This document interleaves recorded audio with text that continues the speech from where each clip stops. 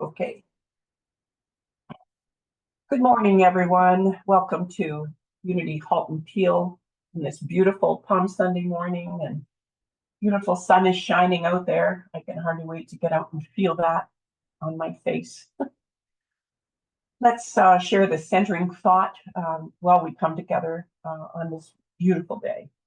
The infinite mind of God fills my awareness with all the right ideas for all the people who come and will come to Unity Halton Peel. We gratefully follow the guidance. It is so, and so it is. And together repeat our mission to lovingly inspire transformation and be of service to the world. And Jane, I would ask you to read the daily word, please. Thank you.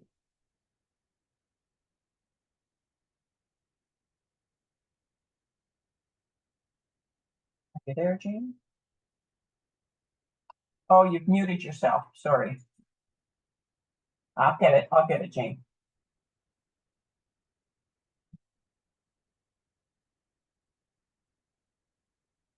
You're still muted, Jane. Is that working? Yeah, sorry. I told you I had control of that. Go ahead. The daily word for Palm Sunday. As I enter Holy Week, I reflect on Jesus' triumphant entry into Jerusalem and how the multitudes greeted him, shouting, "Hosanna! Blessed is the one who comes in the name of the Lord." Like so many, I have used the sacred time of Lent to cleanse my soul and beliefs and habits that no longer serve me. I have felt blessed as I have opened my heart to the healing, cleansing waters of spirit. Now I feel ready to welcome a greater awareness of the Christ within me. Every part of me quivers with eager anticipation. The world seems fresh, and I feel newly alive. I behold the Christ in me and in all others. With joy, I celebrate. With gratitude, I humbly bless the Christ in me and in everyone. And from Matthew 21, verse 9, blessed is the one who comes in the name of the Lord. Thank you, Jane. Thank you. Reverend Barbara, may we call on you, please, for an opening prayer? Yes, absolutely. So let us join together in consciousness as we begin today's service. As I take a breath and relax, I recognize and acknowledge that there is a presence and power in life and in the world that is beyond my comprehension, vast in scope. An energy of love and peace and goodness. And it is the very force of life that is within each and every one of us. So as we come together today, as we begin Holy Week, we do so with a sense of possibility and creativity as we imagine a new world order, as we begin to see things transformed in ways that are beautiful and life-giving. We take the teachings of Jesus, the Christ, and we know that that teaching is one of love. Love one another. Love life. So in this moment, we come together with a deep sense of love, of gratitude, deep sense of joy and celebration, for this really is a new beginning. And with that in mind, I release these ideas into the law, knowing it is done. All is well. And so it is. Amen.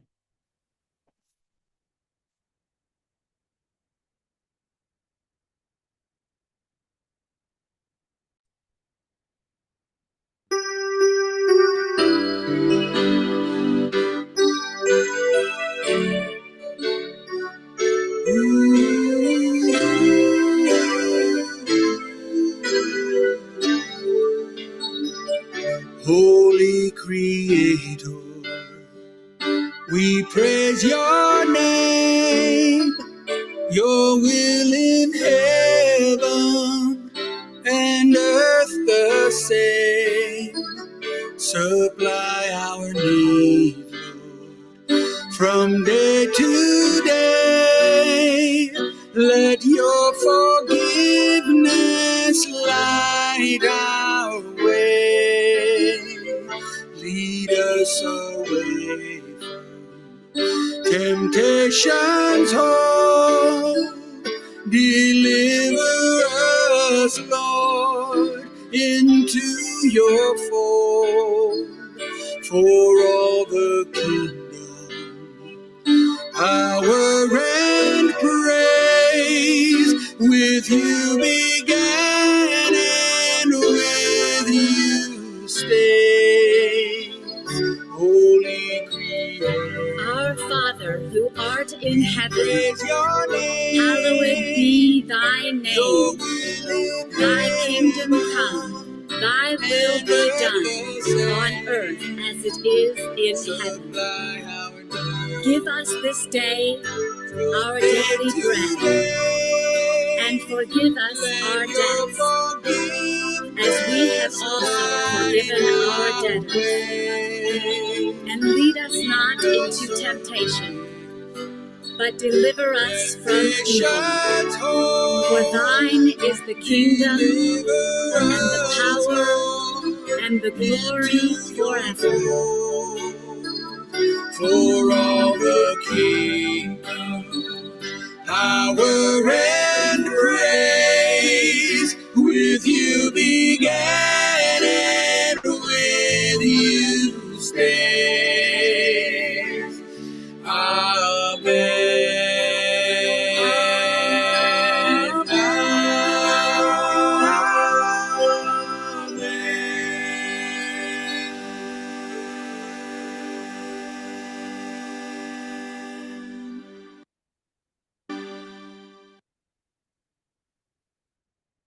Beautiful song.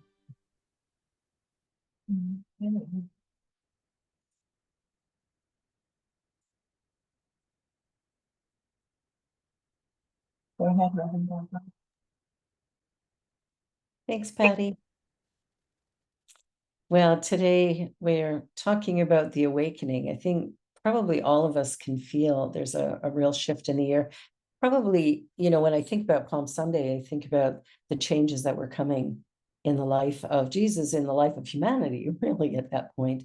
And it's interesting to think about those things now when we look at the world the way it is and the transformation, I think, that is required right now for us to ensure that the generations ahead will actually have an earth to live on. So we're coming into a whole new way of being, and there's there's something more going on than what we can see, think, or feel. And I was thinking about a story that I read in a book called Birthing the Nation of Gaia. And it was the story of the caterpillar. And most of us know the story of the caterpillar, but I'm going to share what Sharif Abdullah wrote because it talks a little bit, I think, about the way we are morphing into a new experience at this point. And so he asks the question, what is the purpose of the caterpillar? So we may view the caterpillar as destroying our garden. However, from the point of view of the entire caterpillar butterfly life cycle, the purpose of the caterpillar is to collect, process, and store energy as quickly as possible and as efficiently as possible. But does the caterpillar know this? Does it think about its purpose, or does it think about the taste of the single leaf in front of it? It's probably focused on that leaf. Does it think that it's part of a process, or does it think that it's a lone individual? Does it think about its role in the web of life, or does it think about the eternal now? Does it think it's entering a new phase, or does it think it's dying? Or maybe it doesn't think at all.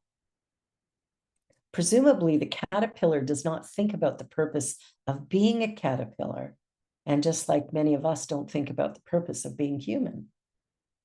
But life does have a purpose. Each one of us has a purpose here on earth.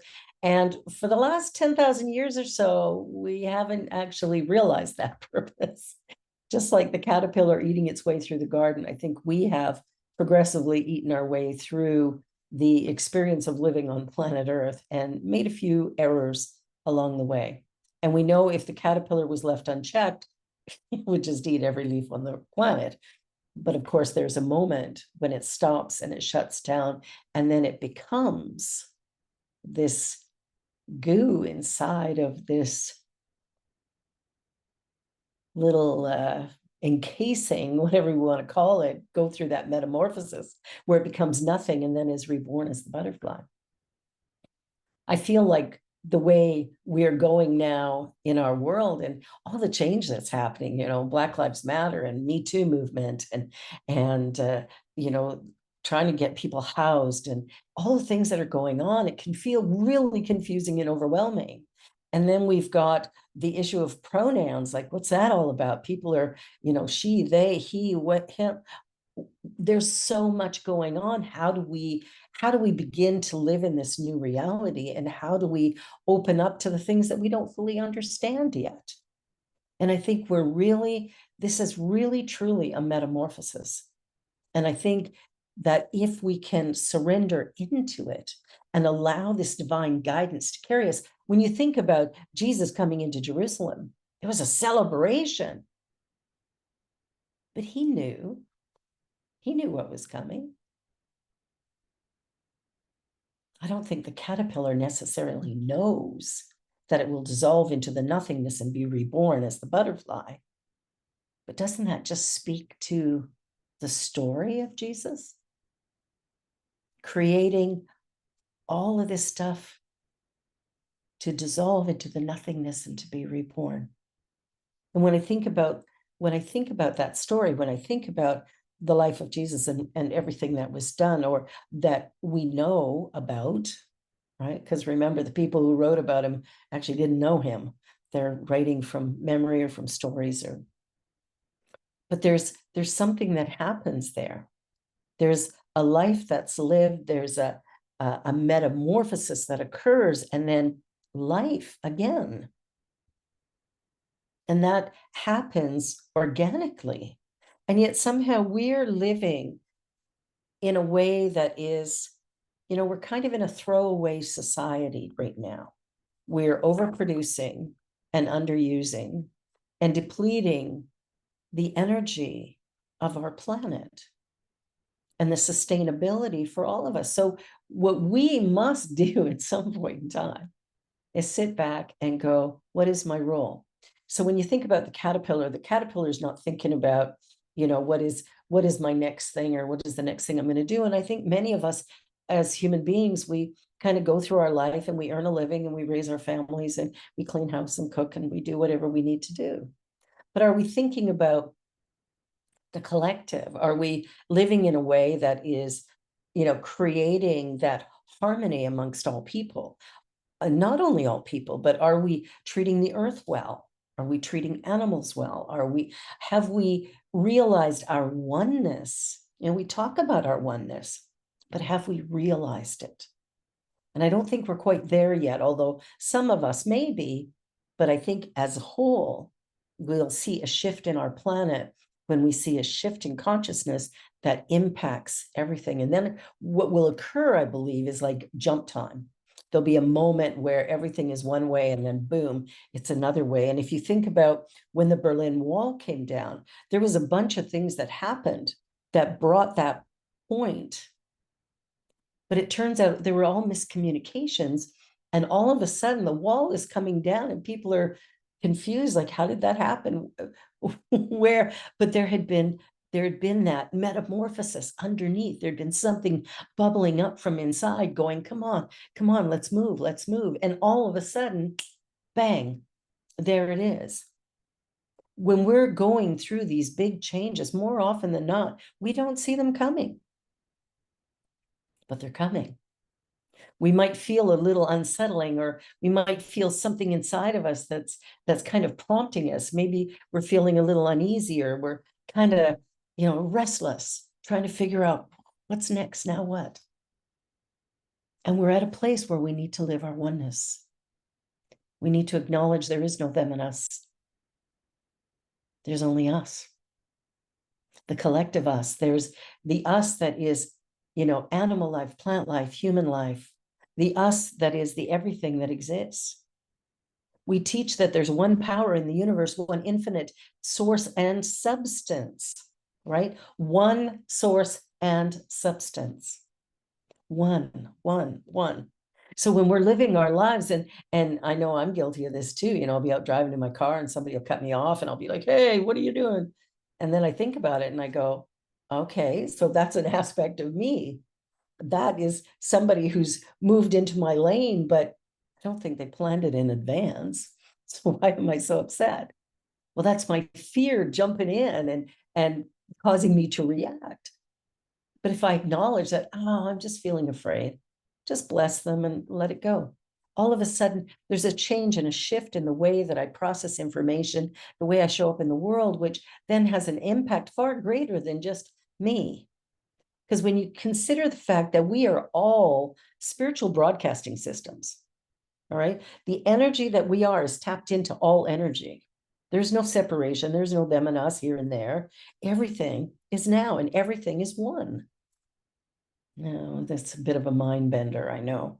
I've been doing this for years and still wrapping our mind around the idea of oneness. I had an experience a couple of weeks ago that was so traumatizing. And we were driving along a roadway and the car in front of us swerved into oncoming traffic. And then we saw a body fly through the air and land in front of our car. And I quickly yanked the wheel and didn't hit this woman, thank goodness, although the car behind me did. When we got out of the car and when I checked on her, at first she was unconscious and then she started to come around, but she went to the hospital with life challenges for sure. And what's interesting is that when that happened, it was so shocking that it took a long time to kind of even sit in it. But then I called a friend of mine who's a Buddhist, and what she did was take me through a meditation and take me just deep into the essence of the greater truth, and reminded me that this woman that I was with, most likely at the end of her life, there was an agreement between us that this is my sister. This is a part of me, not separate from or different than, but an aspect of my being. And somehow we were having an experience together that was important. Whether it was important that I be with her at the end of her time, or for me to awaken to a deeper sense of my time, realizing that life is temporary, or at least our experience of life on earth is temporary. So how do we live that life, and what are we doing, and what are we bringing? But it was in seeing her as my sister, seeing that, there was this agreement that we were going to do this together. And I think that's what we see between Judah and Jesus, is there's an agreement there at some level that here's how the story's going to unfold. And if we go back to something Shakespeare said, like what if we're all just actors on a stage? What if everything that's happening is an opportunity for us to simply experience that all of it is constantly changing and morphing into something different, bigger, brighter, something new? What if everything that's happening is an opportunity for us to remember who we are and whose we are? And what I love about this season, as we're going through the Lenten experience, we're letting go. And in New Thought, what are we letting go of? The mental conditioning that maybe we were raised with. And that's the piece that needs to change. We're in the process of morphing into the butterfly.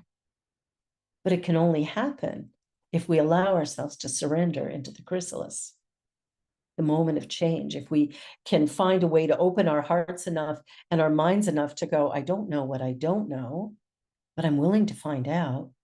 I'm willing to be curious. I'm willing to see what's possible, right? Because when you think about the fact that there is only this one power, this one presence, God, and it's all powerful, well, if it's here being me, then that must mean that I'm powerful, that you are powerful. And because each one of us is created in the image and likeness of the Creator, that means all of us have within us every single thing we would ever need in order to accomplish the mission that we have for this life experience.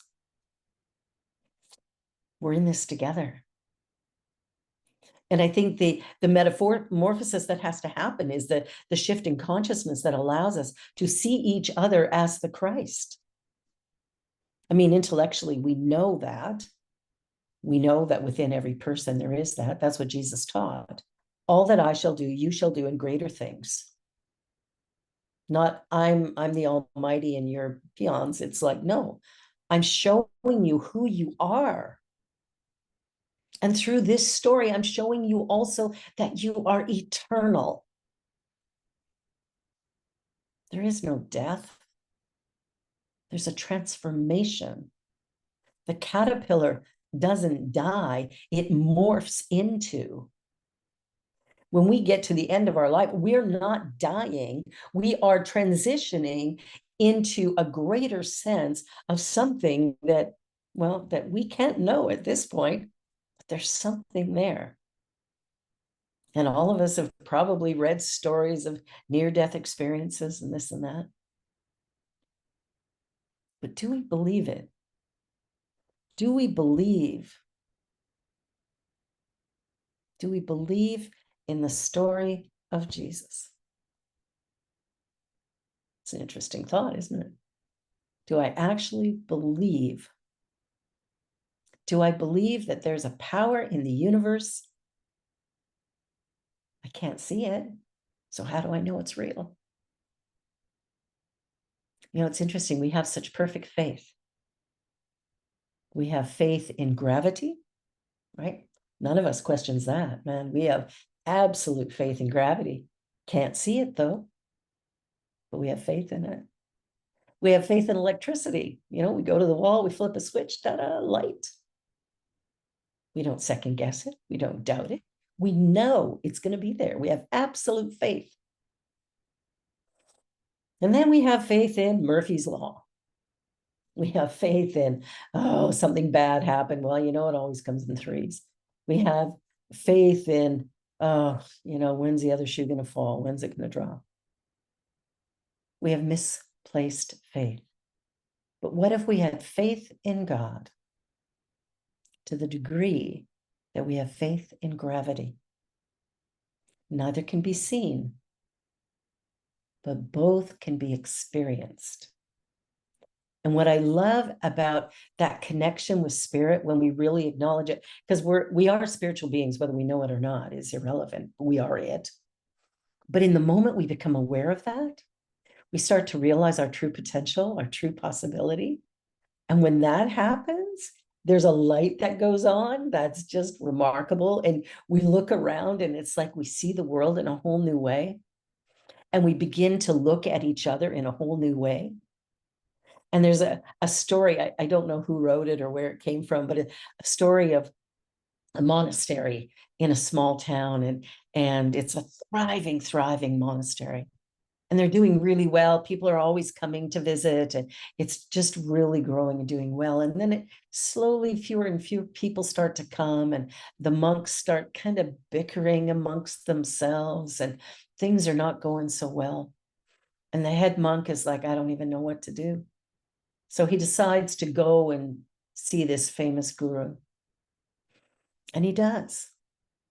And this guru tells him that one of these monks is the Christ. Pretty cool information. So he goes back and he tells them, I don't know who it is, but one of you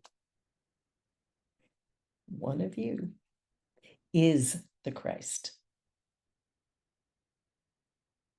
So what happens? They're all thinking about this. Well, we don't know which one it is, so I better treat everybody well. I better be kind to everyone. I might as well support and love and be generous with every one of my brothers because one of them is the Christ. Now, I don't know which one it is, and I can't take a chance on, you know, doing something bad to the Christ. See, that's a story for all of us. Because in this room is the Christ. But what we don't realize is it's each one of us. The Christ is a consciousness of love, and it resides in all of us. And it's about tapping into it, breathing life into it, allowing it to express. And so when we're looking at birthing the nation of Gaia, a place of peace and harmony and love, how do we do that? Practice the teachings of Jesus the Christ. Remember what he taught.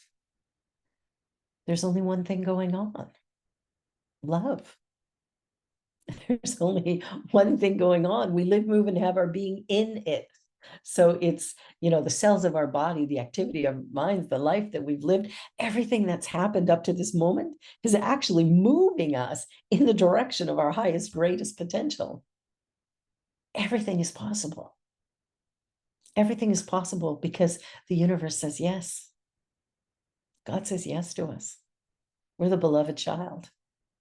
We're the beloved expression, the individualization of this divine essence. All of us. And so as we begin to kind of live in that energy or sit in that energy, it's like, well, what does that mean to me overall? If I know that I have within me the power and potential of God, that I have the ability to live my greatest vision, my greatest potential, would I? Would you? Interesting question, isn't it?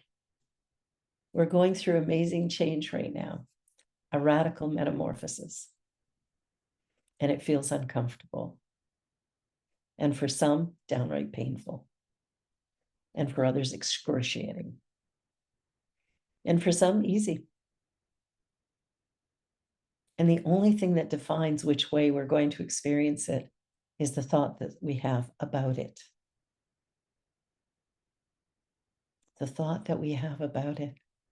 If we're fearful, if we're angry, if we're frustrated, if we're confused, we might find it very, very painful.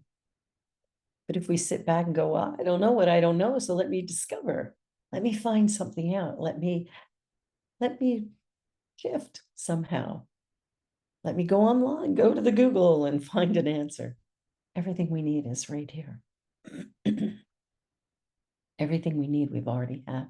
We've already had it. It was given to us at our birth. There's no one in this room that isn't here by divine appointment. That everything that you have done in your life has brought you to this moment. You're in the perfect place at the perfect time, doing all the right stuff. And what does that mean? Only you know. And it's up to each one of us to learn to be that consciousness of the Christ. That's what this week's about. Remembering who we are.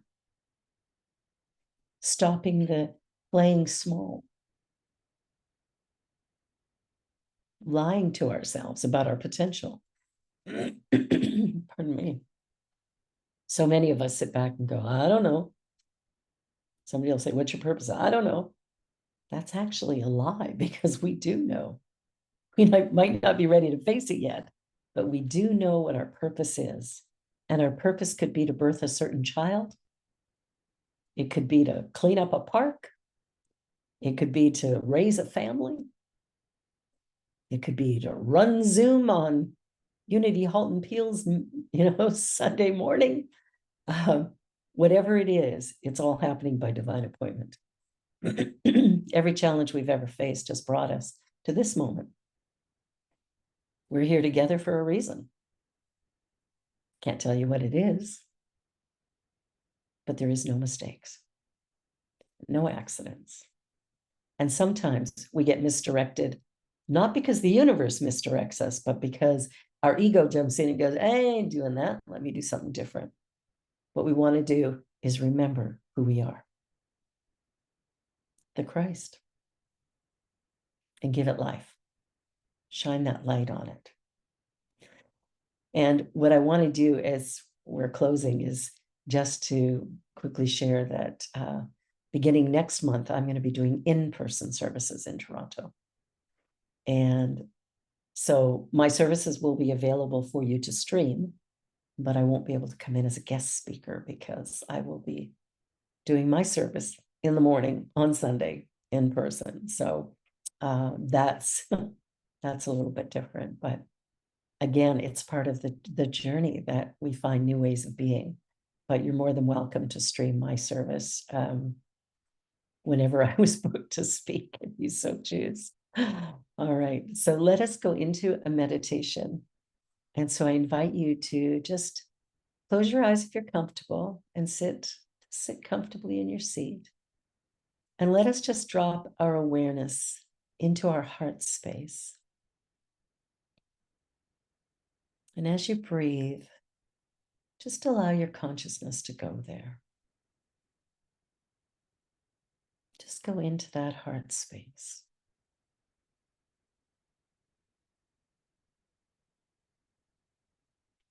And it is in this space that I want you to imagine this incredible, beautiful pink light. Just this gorgeous ball of pink light right at the center of your being.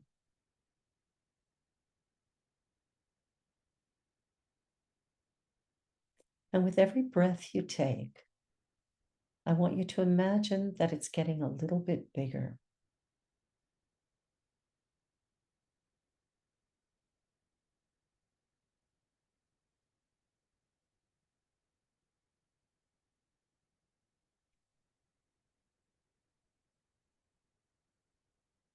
And eventually it fills your whole body.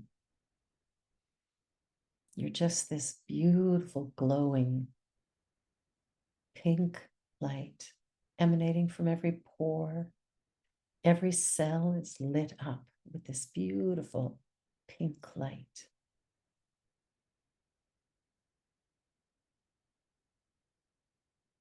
And it's continuing to expand. And you're starting to see how it touches. It touches the people in your home, in your neighborhood. It just keeps growing. And as you notice all of those around you that are now glowing with this beautiful light, that there is no separation, no here and there. All there is the light. And each one of us in it, perfect, whole, and complete, and yet a part of all of it.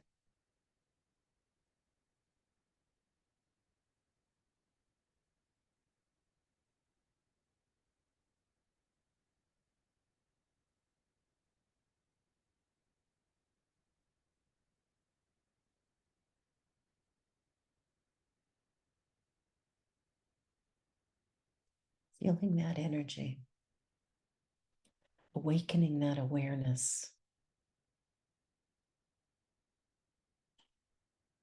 Just in your own mind, tell yourself, I'm awake.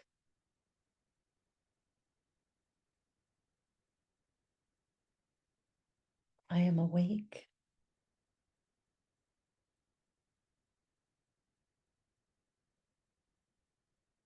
I am connected to everyone.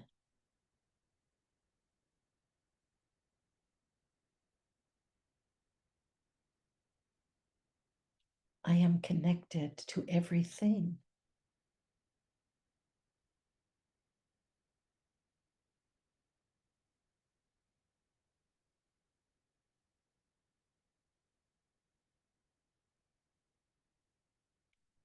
I am connected with God.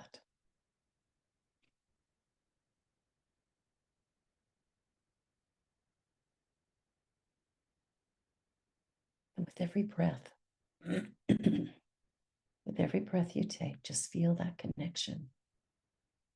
Feel the warmth, the comfort, and the freedom that evokes inside of you.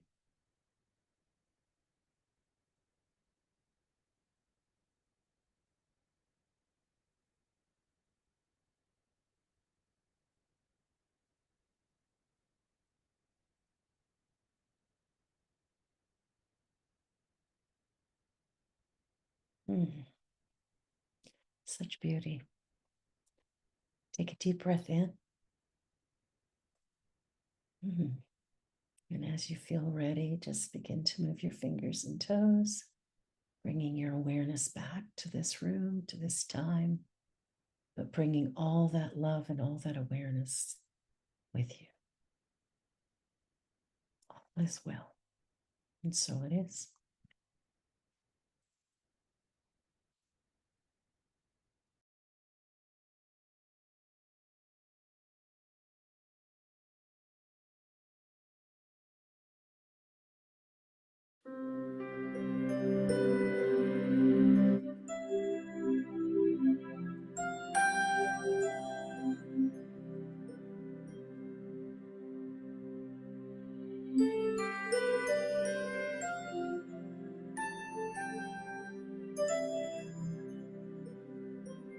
I will surrender to my greatest, highest good. I will release any fear that blocks my way.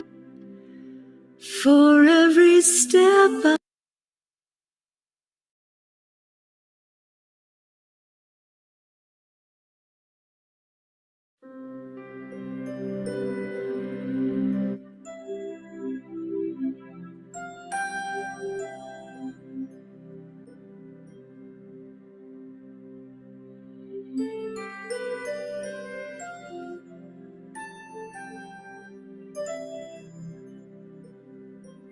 I will surrender to my greatest, highest good.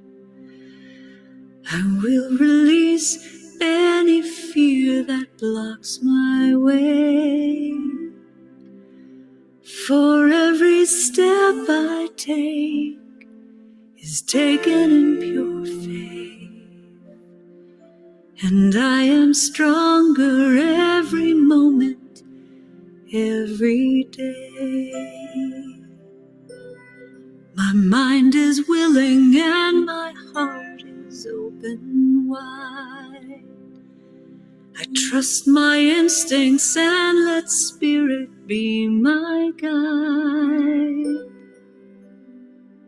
I vow to live a life that's real and pure and free, as I continue walking in this mystery.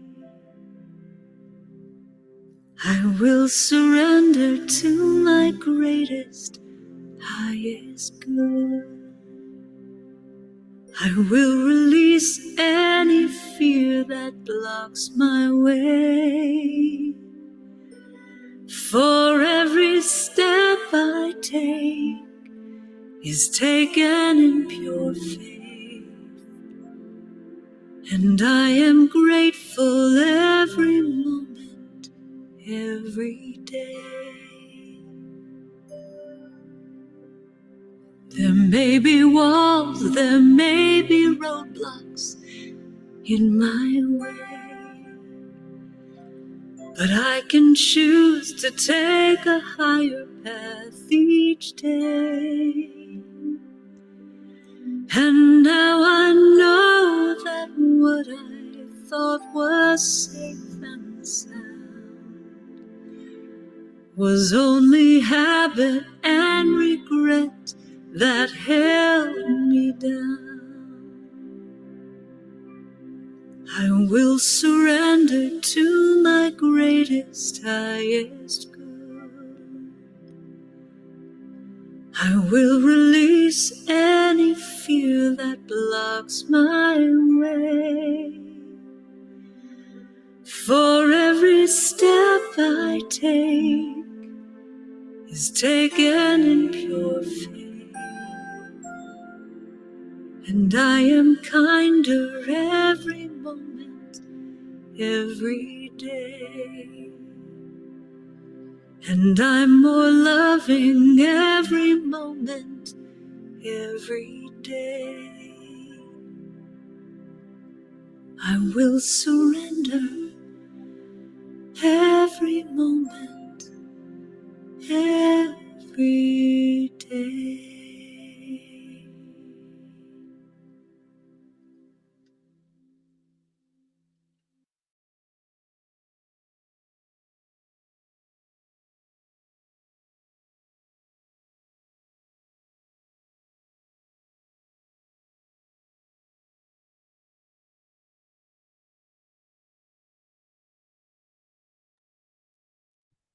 Well, thank you. Thank you, Reverend Barbara.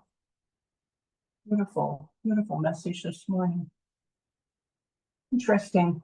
Oh, here we are, right back to the first page again. I don't know why that keeps happening. Gee whiz. Gee whiz. Okay, so thank you everyone for your continued support of this ministry. Just a reminder of how to make your donations. Your Interact is the most efficient for all of us. And however, we still receive checks, and occasionally we are blessed by PayPal and Canada Helps. So I'm grateful for all of these sources. And as you know, we are continuing to support Eating Food for Change. And on the 5th Sunday of each quarter, or whenever a 5th Sunday comes up, we are going to be looking for a different organization to donate to. And Diane Riley will be calling all of you to get some input and to also offer prayer to you. So next Sunday, our donation is going to Doctors Without Borders. So I appreciate all of you and so grateful for that input. Together, let's share this blessing towards these offerings and the gifts that come to us. Divine love now flowing through me blesses and multiplies all that I am, all that I have, all that I give, and all that I receive, and it is a blessing wherever it goes. So, a review of some of the announcements. The 40 days, Let Go, Let God is continuing through this next week. And I think that Wendy mentioned that it might even go a week longer. But please join if you're interested. And Reverend Barbara is has already begun a class on February 28th from 7 to 9 o'clock at night. It's not your money, so please join if you'd like to. Spirit groups, these are the winter spirit groups. They're finishing, and we will have a new connection for the spirit groups that are going to be beginning again in April, and we'll have those up for you by next week. Spirit Cafe, every Wednesday at 4 p.m. Please join online with Reverend Barbara, Cheryl Rogers, and a guest speaker or guest individuals. It's always a compelling subject that they have to share and talk about. So please, if you'd like to, join them. And our Unity Prayer Chaplain, Diane Riley, is with us this morning. Thank you so much, Diane. If anyone has a prayer request, please feel free to email Diane in confidence, and her email is prayerwithdiane@gmail.com. Your prayers will be held with Diane and the prayer group here at Unity Halton Peel, and then sent on to Unity, Silent Unity, for 30 days of prayer. And in the event that you would like to contact the Unity, Silent Unity directly, their 800 number is at the bottom of the newsletter, and is also on our website. So that those prayer teams are available for you at any time. Let's take this moment to bless our children, and we'll say this together. Children and youth of Unity and of the world, we love you, we bless you, and we appreciate you just the way you are. I think it's appropriate right now that I'm going to pause our recording. I'm going to stop our recording. Yes.